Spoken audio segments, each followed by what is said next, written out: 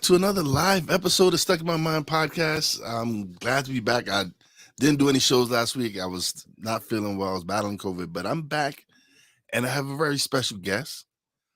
He's a coach. He's here to actually talk about creating successful habits, focusing on creating successful habits. Welcome to the show, Jason Harwood.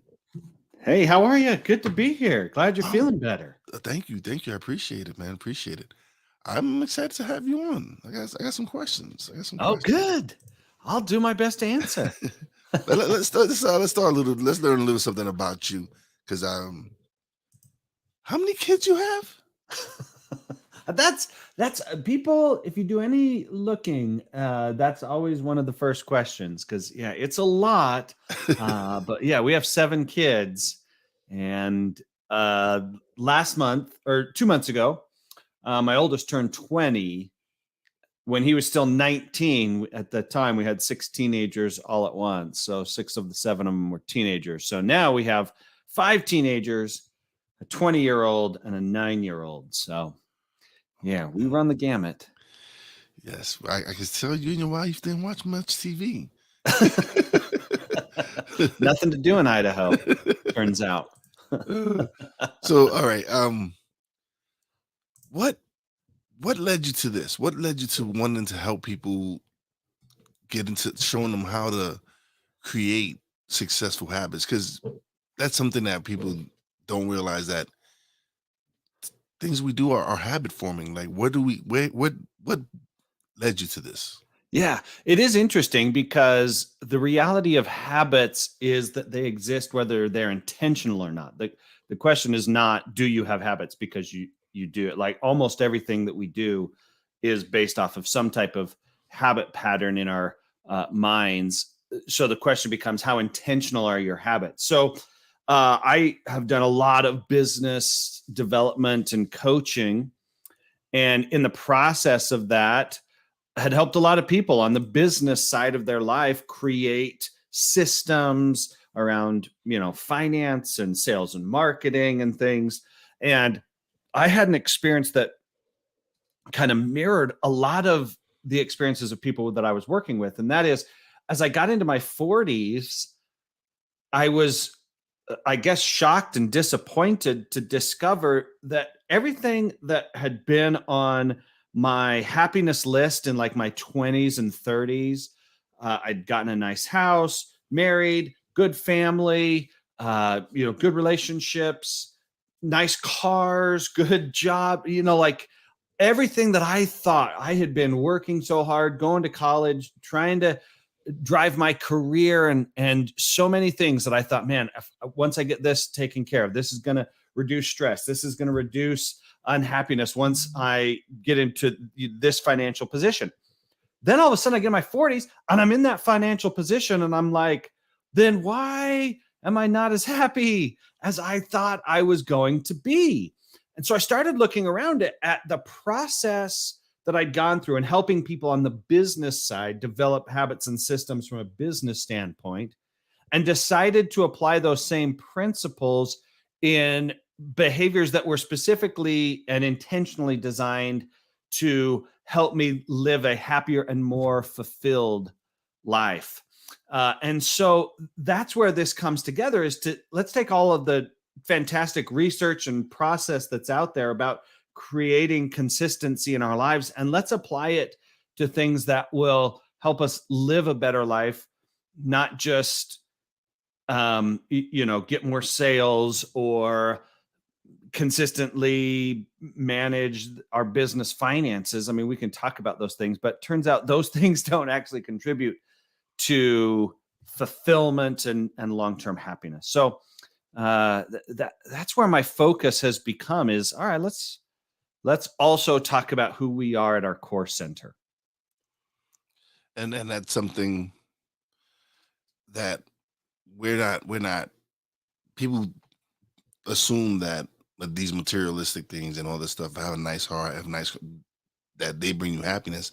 And then you see all these celebrities who have all this money and they end up committing suicide and killing themselves. And it just shows you that life is is precious, it's very delicate, and we like for me, I was widowed at 31.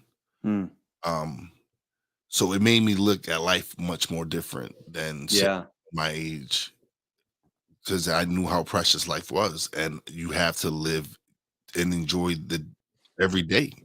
Yeah. For You have to sure. look at life and go, all right, like it can end just like that. It can be taken away from you. Hmm.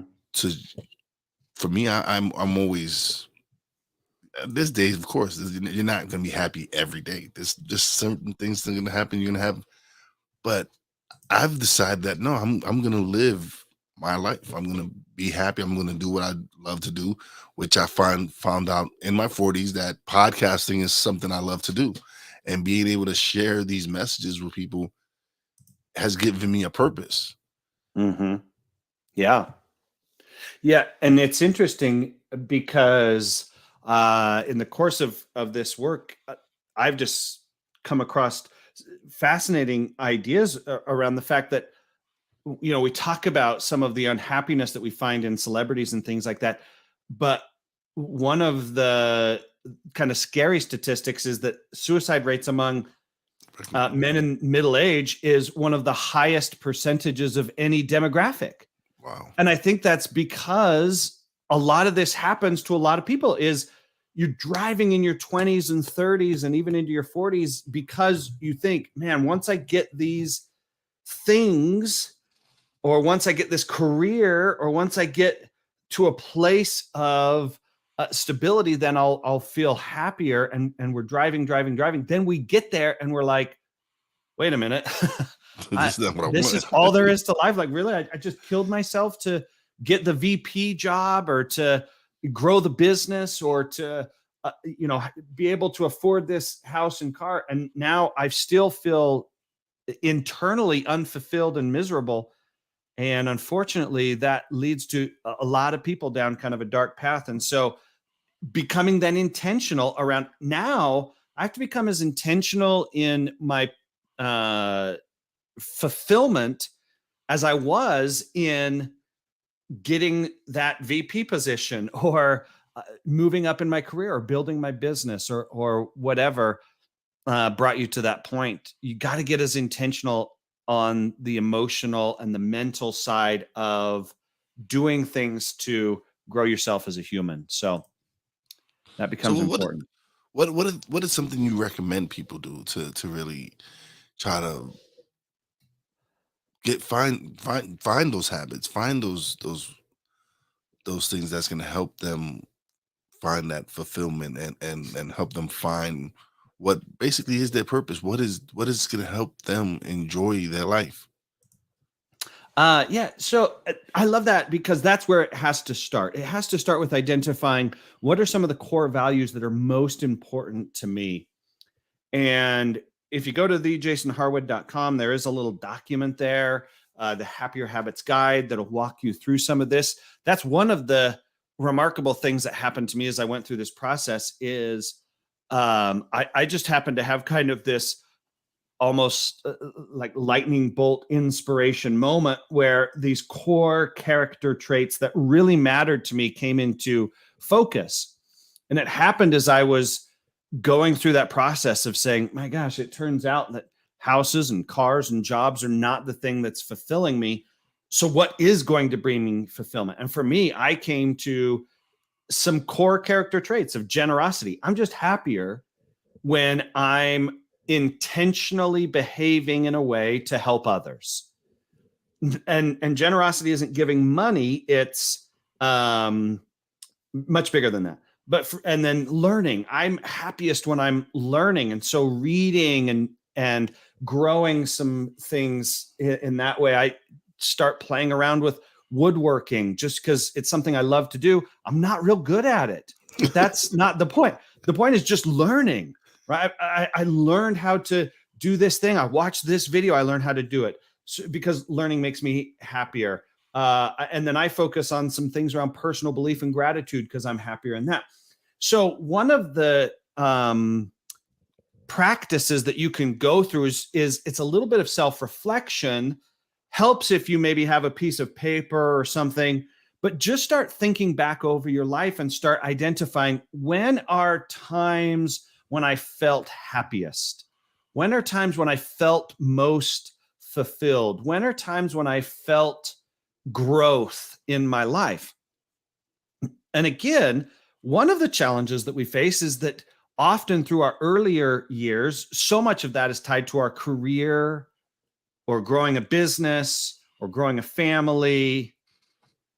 But we've got to start identifying, okay, when are moments within my career when I was happiest? When are moments within my job when I'm happiest? And what you'll start to see are some consistent patterns for you personally. Now, you might align similar to things like me, that for most people, they're happiest when they're doing things for other people. And so we strive to make generosity a habit. Most people are happier when they come from a mindset of gratitude and being grateful for what is, rather than focusing on what isn't, or kind of mired in what should have been.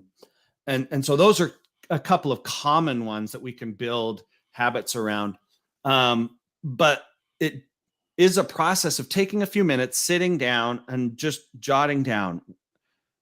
Think through, when are times in your life when you were the most happy, the most fulfilled, you're experiencing growth and enjoyment in life, and start identifying common traits.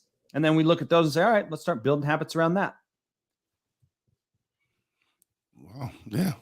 No, that's because now as I sit here while you saying that, I'm reflecting on some of those moments, and for me, it's really been recently because Hmm.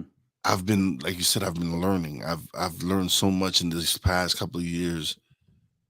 Doing like I'm not in the I wasn't into media and any of that. I'm a table games dealer, and Yeah. when I got furloughed from my job, I started podcasting. And I learned about editing. I started learning video editing. Started doing all these different things, and it was so much. It was so much that it was like I was just loving the fact that I'm like, all right, I'm picking up new things, learning things that I would have never thought I would be able to do. It was these are things that I didn't think about. Hey, I'm gonna be a podcaster. I'm gonna be a. It just happened, Yeah. and it's just the networking, the people I've met, the conversations I've had has helped me in these honestly, and has helped me so much growth wise because I've learned so much. I've been Hmm. able to speak to some amazing people and pick up some great nuggets and apply some of the things that they're teaching. And at one point I felt kind of selfish because I was learning so much and listening and enjoying these conversations. And a guest pointed out to me, like, no, you're not selfish. That's self-love. Hmm. And the fact that you're sharing it with your audience, that shows that you're a generous person. You want people to learn with you. And I was like, Yeah.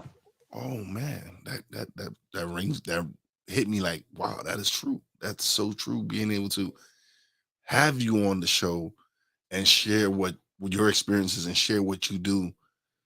Somebody might hear this episode and be like, oh man, I needed to hear what Jason had to say. Yeah. And for me, that's like the ultimate, like, all right, yeah, this is awesome. This is great. I love this. Yeah.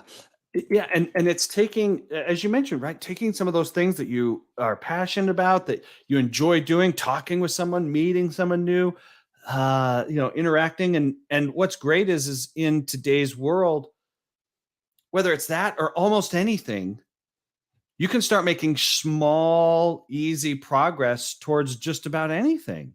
Right? If you want to run a podcast, great. You want to write a book, it's easier than ever. You want to, Yeah. get into woodworking, and like, I build little tables. I sell them on Facebook Marketplace. I sell them for about the cost of the wood. I turn around, I use that money to buy more wood and build the next table. It's like, just for fun, just for enjoyment, just because I like it. And some of it is freeing up that space to be able to do that, to say, you know what, I've got to create space. And that's where the intentionality comes in, to be intentional in what you're doing, because you have a system of habits in place right now. it's not that you don't have habits, it's that maybe you're not as intentional about them as you'd like to be to get the outcomes that you want. Yeah, absolutely. There's things I'm still learning and still that I know that I need to apply. But that's just me. I know these things. It's just me doing it. It's just me going and doing it and stop procrastinating. And that's one thing that I know I do a lot of. Mhm. Mhm. But I'm working on it. I'm working on it. I guess Hey. realizing is realizing is the first step. Yeah. Yeah, it's fascinating because, you know, the strength of that comment is really powerful because when we talk about small habits and we I start to identify what some of them are, in other areas of our life, we're really aware of this because if you want to say start eating better, the easiest, fastest thing you can do to eat better is track everything that you eat. Because as soon as you become aware of everything that you eat, you're like, oh my gosh, yeah, I really do eat bad. Like I've gone through periods of my life where I've looked back over the last 2 or 3 days and been like, oh my gosh, I don't think I've eaten a fruit or a vegetable in like 3 straight days, you know? But you don't know that until you become aware of it. Same with finances. The easiest, fastest thing you can do to start changing your spending patterns is to literally track every single dollar that you spend. Now, the same thing applies in these other areas of your life. As soon as you start thinking, like, man, how much time am I spending in personal growth and start tracking it, you start to realize, man, I haven't hardly been spending any time on it. How much time do I spend intentionally doing kind acts for others? You start realizing, oh man, I think of myself as a generous person, but maybe I don't match my impression of myself with actions consistently enough to really make a difference. And so, yeah, that awareness often becomes the very first thing. Okay, start tracking it, start writing down, start keeping a calendar. It's usually the smallest, easiest thing that you can do to start changing behaviors because now you become aware that things aren't exactly as you thought they were. Okay, yeah, definitely. It definitely, yeah. No, it does. It makes sense, and it's because okay, there was a situation at work where I wasn't getting along with someone at work, and I had a guest on, and they said something, and I'm like, man, let me see if that let me apply that to this situation and see how it goes. And when I did Yeah. that, when I did that, it was like the situation now for me and that coworker is completely different now. The energy is completely different. But that's because approached it in a different manner. I approached because Mm. before I was like, maybe it's not him. Maybe it's me.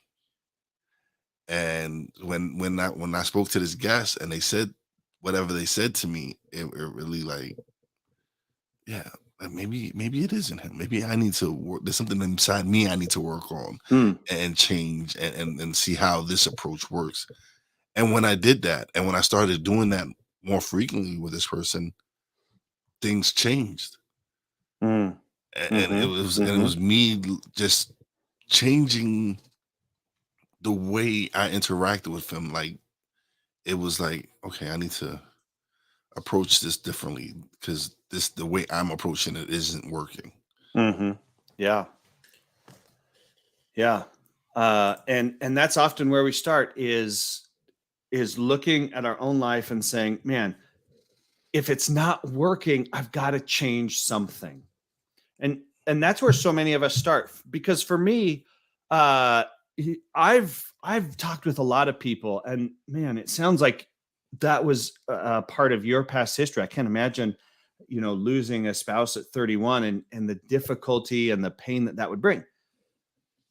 Many people have those type of experiences where it's kind of a light switch moment where life is going along one way and then boom, all of a sudden it's like the light switched off and you realize I can't like physically, I can't keep living this way. Death of a loved one, job loss, car accident, medical diagnosis oftentimes force us to change behaviors. Unfortunately, I think the bigger percentage of the population lives in kind of this sunset environment. And if you've ever sat through a sunset, it's this constant adjustment and convincing ourselves that the new situation is acceptable, right? Things get a little darker and you adjust your eyes and you say, no, it's fine. I can still see. Gets a little darker. It's fine. I can still see. Life gets a little darker. I'll be fine. Gets a little darker. I'll be fine. We adjust. We say, nope, I can adjust to this, instead of identifying and saying, man, this place of unhappiness, this place of pain, this place of a lack of fulfillment, I'm no longer willing. And until you hit that moment of saying, you know what, I'm no longer willing to live my life the way it's trending. Unfortunately, humans almost always change based off of pain. Yeah. And until you're like, I'm sick of it being dark, I'm going to start turning on some lights, you just readjust yourself to the current reality and define it as acceptable. Yeah. And until you change that, you don't have the kind of the internal drive to start making some changes. You kind of broke down how it was for me for a few years. It's just you broke it down to kind of. I was in a dark place. It was different. My attitude was different. The way I was approaching life was different. I didn't care. It was just me not caring about anything. And when finally one day waking up and realizing this isn't the way I'm supposed to be living. This isn't the life that's intended for me. And so I had to get out of that. I had to stop doing the things that I was doing. It was just not, and I wasn't harming anyone else. It was just me it was just basically just harming myself, not physically, but just mentally and emotionally, and another way, and just trying to block out anything, not wanting to feel anything. And when to wake up and realize, like, nah, this is not where I'm supposed to be at. Because even after losing my wife, it was just like one tragedy after another, and I was angry and just didn't enjoy life whatsoever at all. And then, like I said, it was one day, it was like, no, this has to change. Life has to change. And once that I started doing that, things started changing for the best. I met my wife now. I met my wife, who I've been now with for almost 10 years now.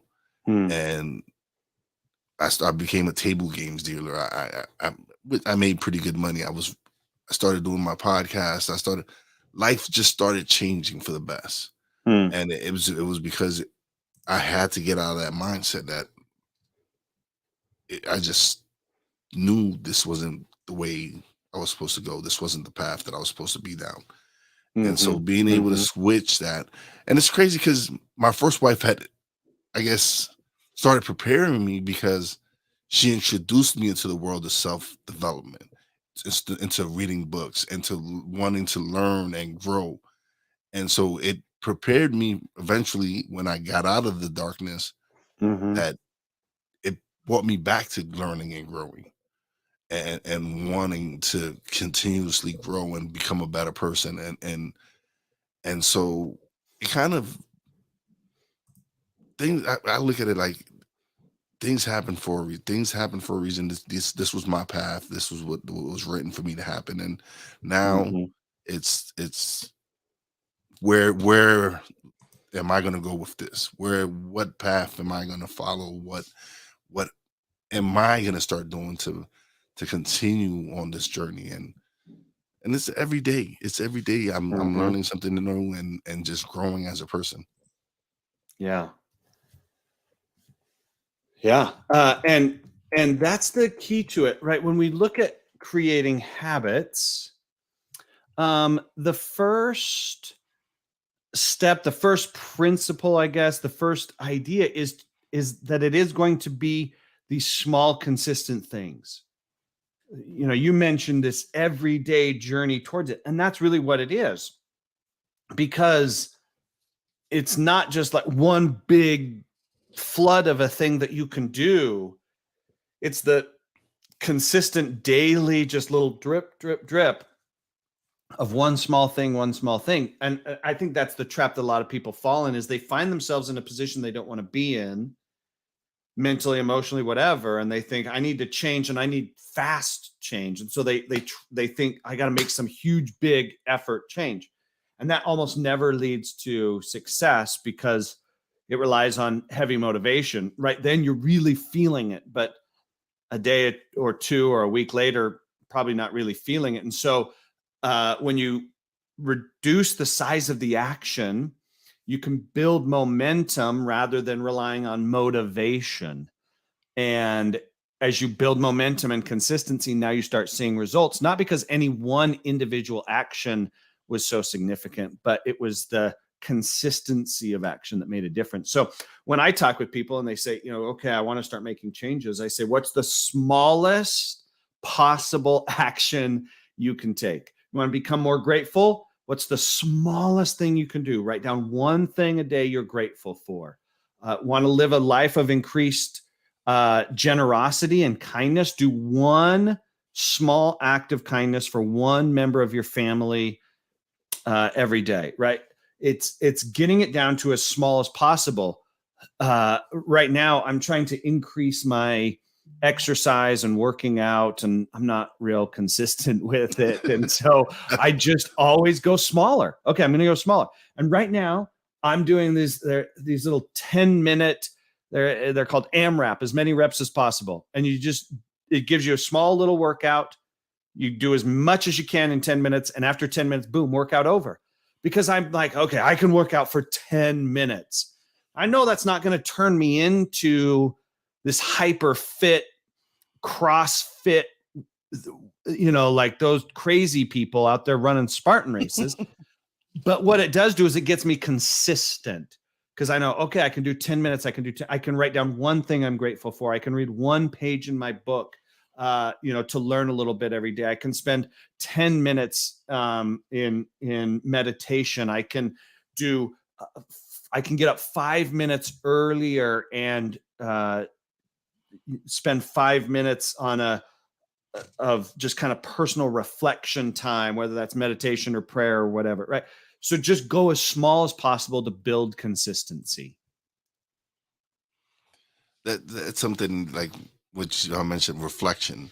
That's something we don't do. That's something we don't. A lot of people don't do is reflect on whatever the day was or whatever it is. And that's something I'm learning, that it's okay, especially doing with the podcast and everything, is I set a plan, I execute that plan, and then I reflect on it and look at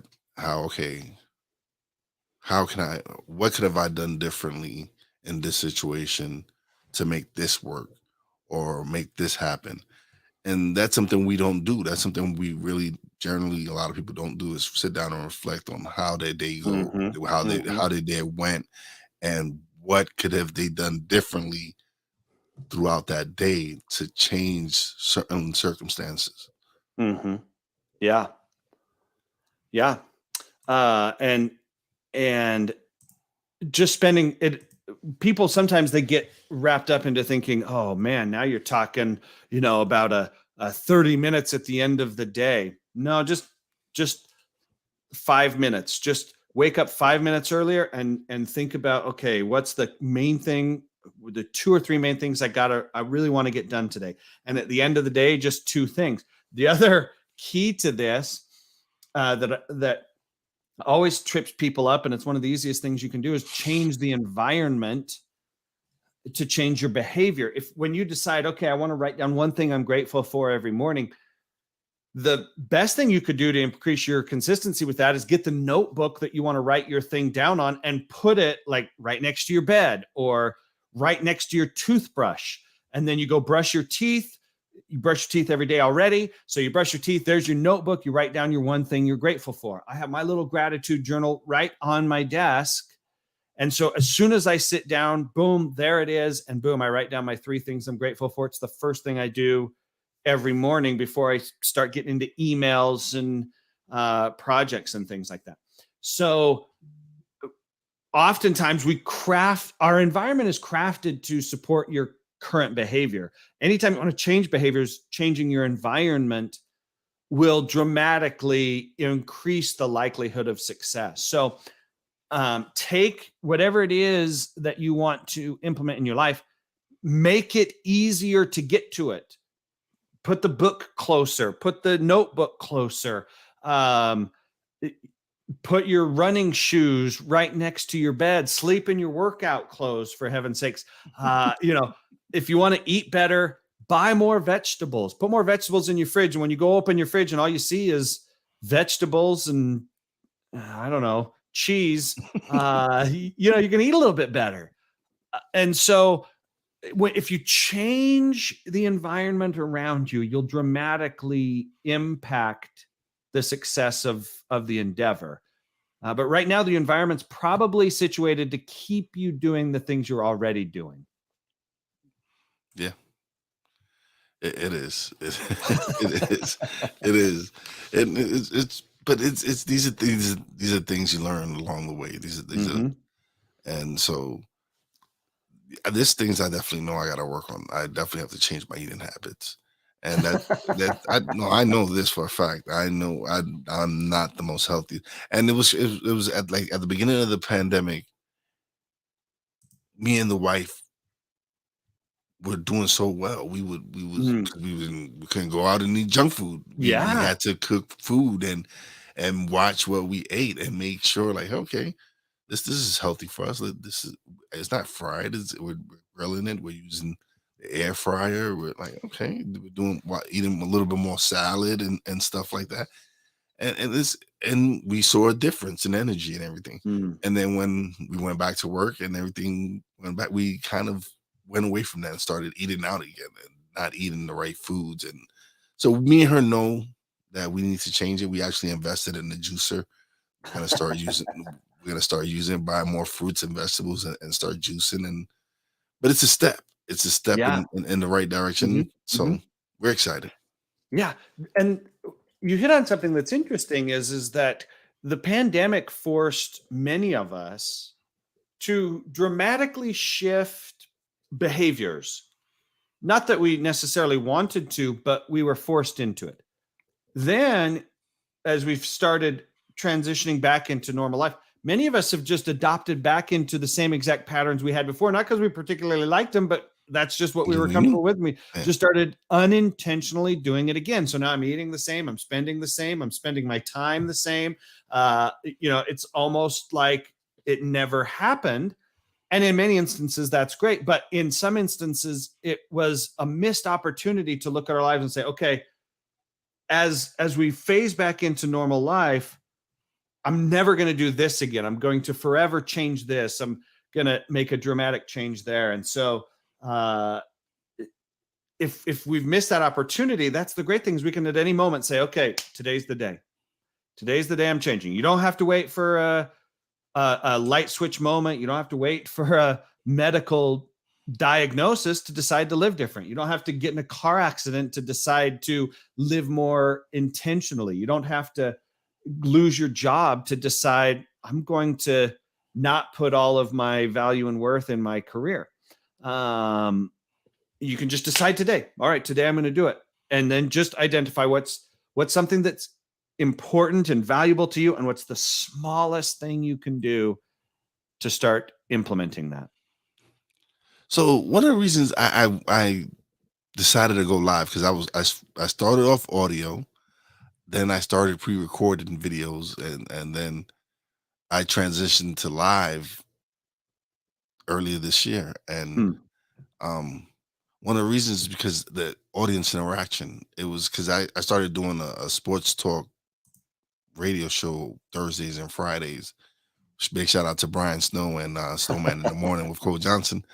But I started doing the show Thursday, Friday, and it's live, and they have Mhm. a lot of audience participation in the chat and all that.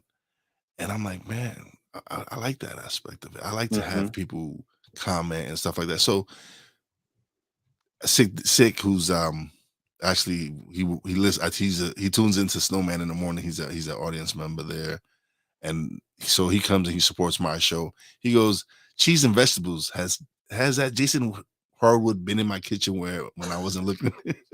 And then but that's why I enjoy it, because the comments like that is to have that. And then he also drops stuff like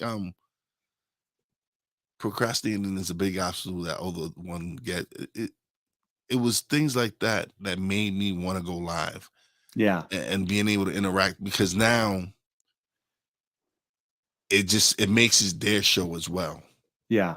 It's not just my show and my guest show. Now it's the audience show as well, because they get to interact and they get to share their comments, and I really thought that was like, yeah, this is the route I want to go with my show. Yeah. I love it. And yeah, I mean, procrastination, I think part of that is because we just start to define, and we've gotten, as we get older, we get better at kind of defining the current situation as acceptable. And we just say, nah, I don't really need to change. Change is difficult. This is good enough, right? This life is good enough. This is and if you're happy and fulfilled, my gosh, I am so happy for you. I hope that's what you have.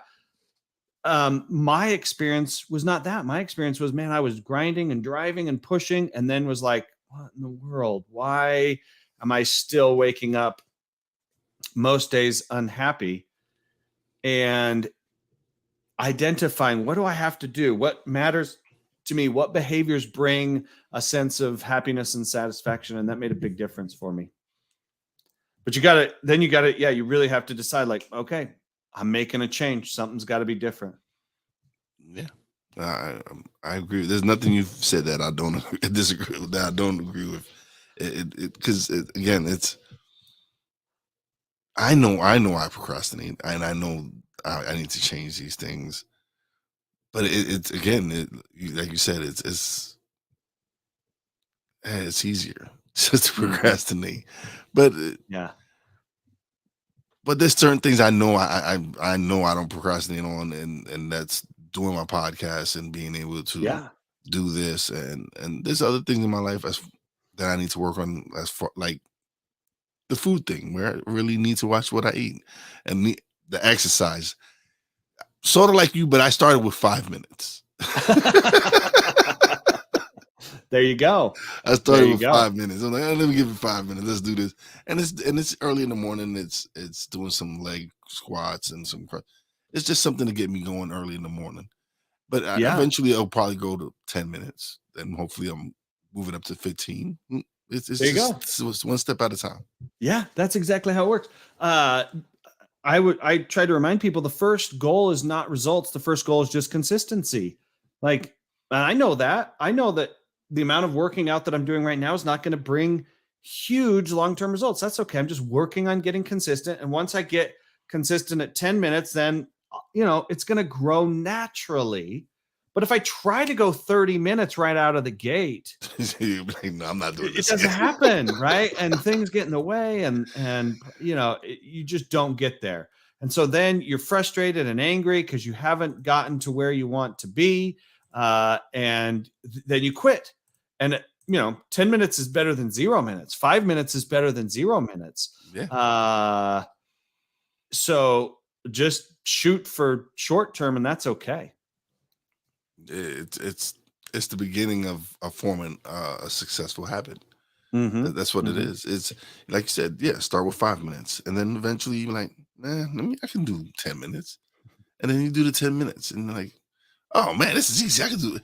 But you have to build yourself. Cause like you said, if you really jump into like those people that at the new year, they're going to the gym hard for the first month.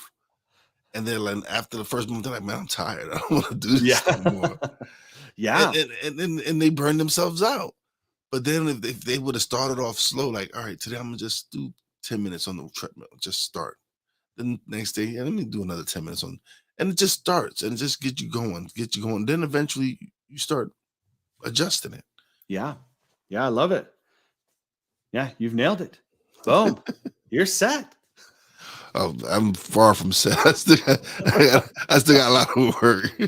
But that's the Yeah. thing. That's the thing. I know I'm still learning and growing, Yeah. and I'm having fun. And it's these conversations that are helping me.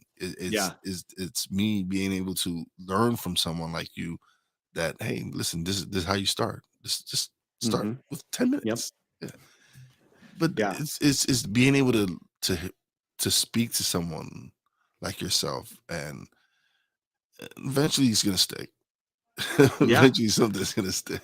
Yeah. And that's the crazy thing for me is everything that I've tried to implement, none of it was like brand new. Like I write down 3 things I'm grateful for every morning. It's the way I start off. So mentally, I come at life with from a place of gratitude. That helps me.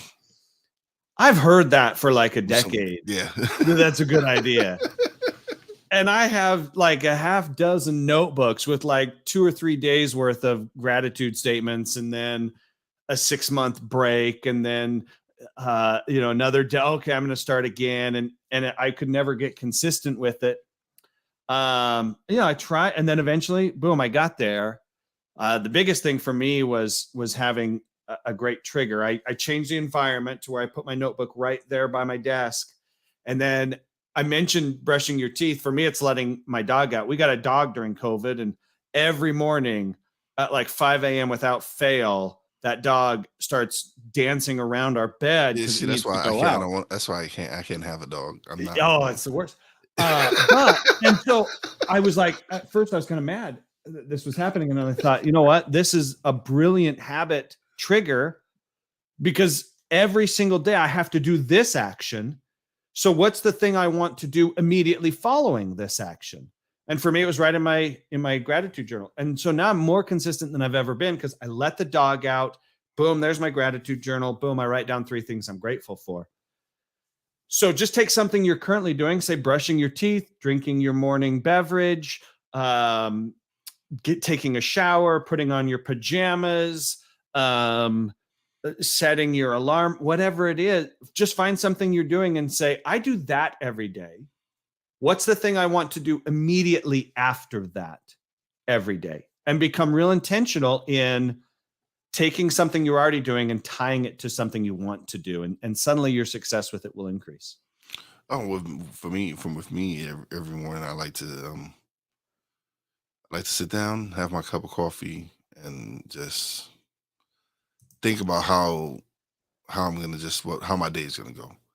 I'm gonna sit. I wake up, hop in the shower, brush my teeth, and have my cup of coffee, and then just like sit down and kind of like it's meditation. It's kind of like my form of meditation, just sitting here and just Mhm. reflecting and looking at, all right, what like you said, what is that? What is it that I want to get accomplished today? Yeah. What are 2 things that I really want to get done, that I need to get done, that by the end of the day I could be like, all right, I got those things done. Now tomorrow's 2 new things I got to conquer. Yeah. Yeah. So yeah, you create this pattern, right? Used to be I just drank my coffee maybe while I was frantically getting ready in the morning. Now I've tied in, all right, I'm going to drink, but I'm going to sit, I'm going to contemplate, I'm going to write down. And so I drink coffee every morning, so I might as well tie it to something else that's important to me. Yes. Um, and so that can become a powerful trigger in making consistency in your behavior. All right. Man, Jason, this has been fun, man. I appreciate you coming on the show. Yeah, habits Now, are like the most fun thing ever to talk about. but now is the part of the show where you get to just get the camera on yourself and solo layout and then plug away, brother. Oh, well, uh, Yeah, if this has been helpful for you, if you're thinking, yeah, I want to start making some changes, go to thejasonharwood.com.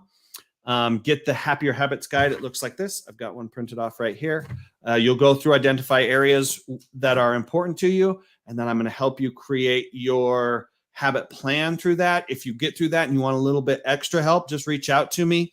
You can connect with me. Obviously, there's a contact thing there, or you can reach out to me on LinkedIn or Instagram or Facebook and just let me know, hey, I'd like to set up some time to talk about my habits, and more than happy to go through with you and create a habit journey, a habit path and plan for you around whatever habits you want. So start off by going to thejasonharwood.com, connect with me on social media. All right, all right. Don't leave just yet. I want to talk to you a little bit after off air, but it was great having you on the show, brother. Man, this is So fun. fun. Yeah. I really do appreciate you coming through and dropping some of those nuggets you dropped for us. Great to be here. All right, so now it's time for shout outs. Big shout out to everybody who stopped by, man. Tony, man, what's going on, brother? Haven't seen you in a while. I know I've been out of action for the last week or so, but it's great seeing you.